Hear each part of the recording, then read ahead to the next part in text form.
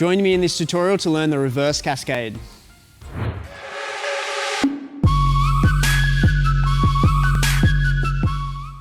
Okay, in this tutorial, we're going to be looking at the reverse cascade. Before you do this one, you need to have this cascade down. So if you haven't watched that video, go to that video, get that down pat, and then we can start with this one.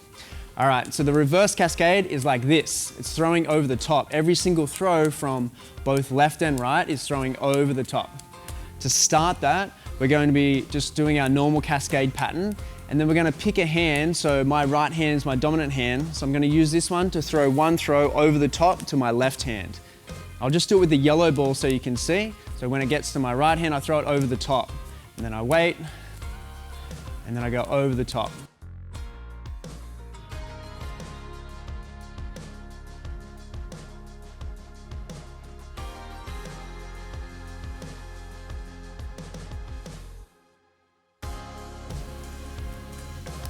Once you can get this, and this feels really comfortable, you can start to throw every single ball from that right hand over the top. This is called a half shower as well in juggling.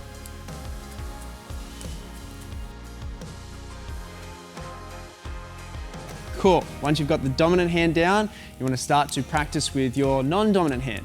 So you want to get that same thing. Work all the way to throwing every throw over the top for that half shower from the left. All right.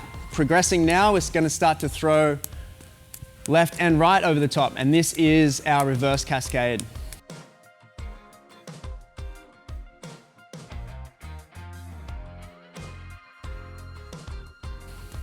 There's something else you can play with this pattern as well. It's called tennis. So it's one will go over, and then it'll throw back over the top. So here, over, and the yellow ball is constantly being thrown from the left and the right, going over the top.